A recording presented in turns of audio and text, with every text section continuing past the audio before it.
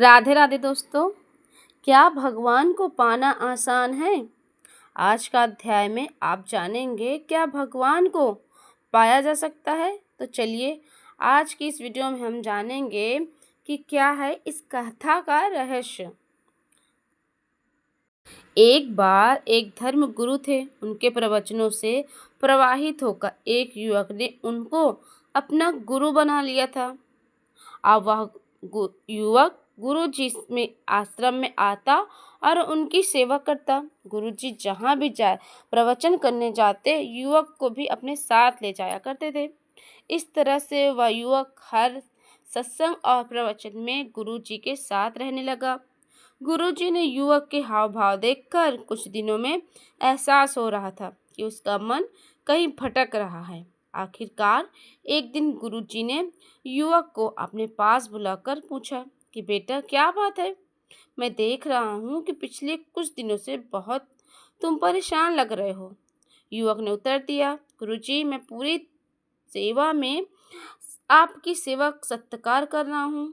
मैं आपके प्रवचन में बताई गई बातें भी बड़े ध्यान से सुनता हूँ, लेकिन मैं आपका शिष्य तो इसलिए बना क्योंकि मैं यह भी जानना चाहता था कि क्या ईश्वर को प्राप्त करना संभव है।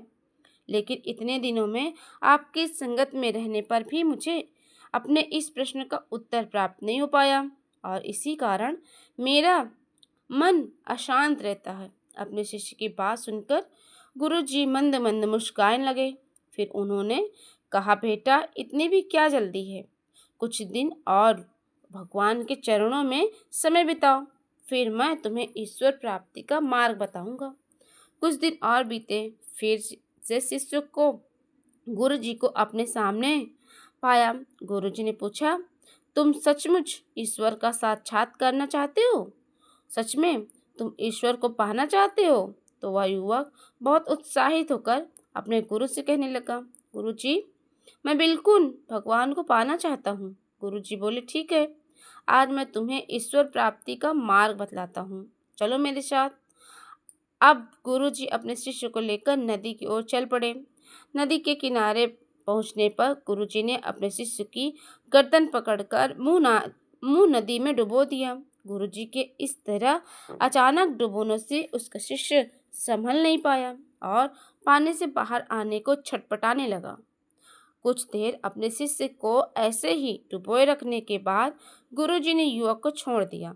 युवक ने पानी से बाहर आते ही लंबी सांस ली, फिर गुरुजी की ओर देखकर कहने लगा, गुरुजी यह आप क्या कर रहे थे? गुरुजी ने मुस्कुराकर पूछा, बेटा जब तुम पानी में थे तब तुम बताओ क्या सोच रहे थे? उस समय तुम्हारे मन को किसकी आस थी? युवक ने कहने लगा, गुरुजी उस समय तो मैं बस एक कतरा सांस लेने के लिए ही मरा जा रहा था। ऐसा लग रहा था कि बस किसी तरह से एक पल के लिए मैं हवा में सांस ले पाऊं।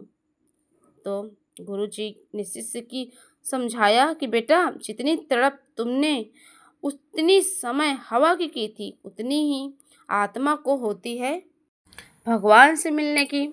तब आत्मा को परमात्मा के दर्शन होते हैं और इतनी ही तड़प मन में लग जाए तो ईश्वर से मिलने के लिए भले ही अपने आत्मा में खूब तड़प पैदा करो, तभी ईश्वर को प्राप्त किया जा सकता है। इसलिए अगर आपके मन में भगवान के दर्शन की इच्छा है, तो भगवान को हम पाना चाहते हैं, तो अपने मन में हर समय भगवान का ध्यान करो। अपने मन में इतनी तड़प पैदा करो कि आखिरकार अपने मन के अंदर भगवान के दिव्य रूप के दर्शन हो पाए। भगवान विष्णु देवी लक्ष्मी जी से कह रहे हैं कि रे देवी, आगे का वृत्तांत भी सुनो। दक्षिण दिशा में वेदाता ब्राह्मण के पुरनंदर नगर ग्राम में श्रीमान देव शर्मा नामक एक ब्राह्मण रहा करते थे। वे अतिथियों के पूजक, अध्यायशील, वेद शास्त्रों के ज्ञाता, यज्ञों का अनुष्ठान करने वाले और तपस्वियों के सदा ही प्रिय थे। उन्होंने उत्तम द्रव्यों के द्वारा अग्नि में हवन करके बहुत लंबे समय तक देवताओं को तृप्त किया, लेकिन महात्मा ब्राह्मण को कभी सदा रहने वाली शांति न मिली। वे परम कल्याण मद तत्वों को ज्ञान प्राप्त करने वाले की इच्छा से हर दिन प्रचुर सामग्रियों के साथ सत्य संकल्प वाले तपस्वियों की सेवा करने लगे। इस प्रकार सब आचरण करते करते बहुत लंबा समय बीत गया। इसके बाद एक दिन पृथ्वी पर उनके सामने एक त्यागी महात्मा प्रकट हुए। वे पूर्ण अनुभवी नासिका के अग्रभाग पर दृष्टि रखने वाले शांत चित्त थे। लगातार परमात्मा के चिंतन में मगन होकर वे सदा आनंद विभोर रहा करते थे। देव शर्मा ने उन नित्य संतुष्ट तपस्वी को सदा मेरा मन बहुत ही अशांत रहता है, कृपया बताइए। तप और ज्ञानी संत देव शर्मा को दिया और सौपुर ग्राम को निवास मित्रवान को जो बकरियों को चराने का और तथा उनका परिचय दिया और कहा वही तुम्हें उपदेश देगा। यह सुनकर देव शर्मा ने महात्मा के चरणों की वंदना की और समृद्धशाली सौपुर गांव में पहुंचकर उनके उत्तर भाग में एक विशाल वन दिखा। उसी वन में नदी के किनारे एक विशाल शिला पर मित्रवान बैठा हुआ था। वहीं मित्रवान जो बकरियां चराने का काम किया करता था, उसके नेत्र आनंद से निश्चल हो रहे थे और वो अब पलक दृष्टि से देख रहा था। इतने में श्री हरि भगवान विष्णु कहते हैं कि देवी लक्ष्मी, आज मैं तुमको एक बहुत ही सुंदर कहानी सुनाने जा रहा हूँ, जो कि एक बहुत ही पौराणिक कुत्ते की कहानी है कि कैसे कुत्ते ने भगवान श्री राम को न्याय करने का एक उत्तम तरीका बताया है। भगवान श्री राम जब वनवास के बाद अयोध्या लौटे तो खूब धूमधाम से उनका राज तिलक हुआ। बड़े सम्मान के साथ उन्हें अयोध्या का राजा बना दिया गया। राजा सिंहासन पर बैठने के बाद उन्होंने एक दिन लक्ष्मण जी को आदेश दिया कि भोजन करने से पहले देखो, हमें द्वार पर कहीं कोई भूखा तो नहीं रह गया। अब एक दिन की बात है, लक्ष्मण जी ने श्री राम जी से कहा कि मैं अभी आवाज़ लगाकर आया हूँ, कोई भी भूखा नहीं है, तो चलिए हम सब भोजन कर लेते हैं। लेकिन श्री राम जी बोले, नहीं लक्ष्मण, देखो दोबारा जाओ, जोर से आवाज़ लगाओ, दोबारा शायद कोई भूखा रह गया हो। भगवान श्री राम का आदेश का पालन करते हुए लक्ष्मण जी दोबारा बाहर गए और उन्होंने जोर से आवाज़ लगाई तो कोई आदमी तो नहीं बल्कि एक कुत्ते को रोते हुए लक्ष्मण जी ने देखा। बाहर तो कोई भी व्यक्ति नहीं है, हाँ, बल्कि एक कुत्ता जरूर रो रहा है। तब श्री राम जी ने उस कुत्ते को अंदर बुलाया और कुत्ते से पूछा, बताओ तुम क्यों रो रहे हो।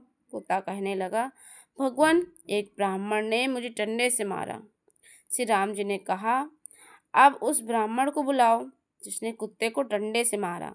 फिर उससे पूछा, बताओ यह कुत्ता सही बोल रहा है। ब्राह्मण कहने लगा, हाँ प्रभु, ये मेरे रास्ते में सो रहा था, इसीलिए मैंने इसे डंडा मारा। ये कुत्ता भी जहाँ तहाँ लेट जाते हैं, इन्हें डंडे से ही मारना चाहिए। भगवान श्री राम समझ गए कि गलती ब्राह्मण की ही है। अब ब्राह्मण तो है, भला उनसे क्या कहें। तो उन्होंने कुत्ते से ही पूछा, ब्राह्मण ने तुम्हें डंडा मारा तो तुम बताओ क्या चाहते हो। कुत्ता कहने लगा, प्रभु, मुझे इसे मठाधीश बना दिया जाए। कुत्ते की बात सुनकर भगवान श्री कृष्ण मुस्कुरा दिए और मुस्कुराते हुए उस कुत्ते से ही पूछने लगे, इस ब्राह्मण ने तुम्हें डंडा मारा और बदले में तुम इसे मठाधीश बनाना चाहते हो। मठाधीश बनने से इसकी तो बहुत सेवा होगी और बहुत सारे चेले भी बन जाएंगे, इनसे इनका बहुत सम्मान होगा। फिर बताओ इससे तुम्हें कहाँ फायदा होगा। कुत्ता बोला, मैं भी अपने पूर्व जन्म में मठाधीश था, लेकिन मुझसे कुछ गलत काम हो गया और आज मैं उसी गलत काम की वजह से कुत्ते की योनि में हूँ और लोगों के डंडे खा रहा हूँ। ये ब्राह्मण भी मठाधीश बनेगा तो फिर कुत्ते की योनि में ही ज़रूर जाएगा, फिर लोगों के डंडे खाएगा, तो इसकी सज़ा पूरी हो जाएगी। और इस प्रकार उस कुत्ते ने बिना सज़ा दिलवाए ही भगवान श्री राम को न्याय करने का एक तरीका बता दिया। तो सुनिए आगे की कथा। सुकर्मा की को सुनाने के बाद भगवान विष्णु ने देवी लक्ष्मी जी से आगे कहा, जन स्थान में एक जड़ नामक ब्राह्मण था जो कौशिक वंश में उत्पन्न हुआ था।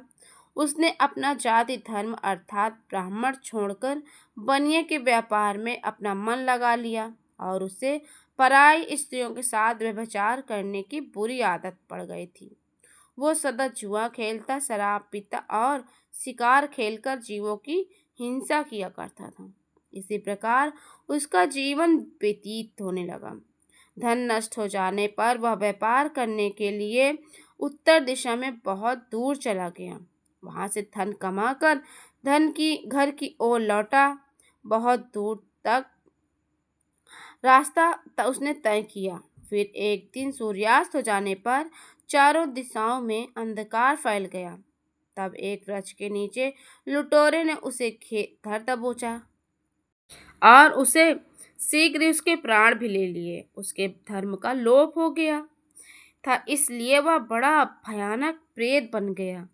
अब उसका पुत्र बड़ा धर्मात्मा और विद्वान था। उसने अपने पिता के लौट आने की राह देखी। जब उसके पिता वापस नहीं आए तब इधर उधर तब अपने पिता का पता लगाने के लिए खुद घर छोड़कर चल दिया। अब वह हर दिन इधर उधर भटकता रहता और अपने पिता को खोजा करता, मगर राहगीरों से पूछने पर भी उसके पिता की कोई समाचार नहीं मिलता था। एक दिन एक मनुष्य ने उसकी भेंट हुई जो उसके पिता का सहायक था। उसने सारा हाल बेटे को बता दिया। अब उसे सारा हाल जानकर अब बेटे ने अपने पिता की मृत्यु का बहुत शोक किया। वह बहुत बुद्धिमान भी था।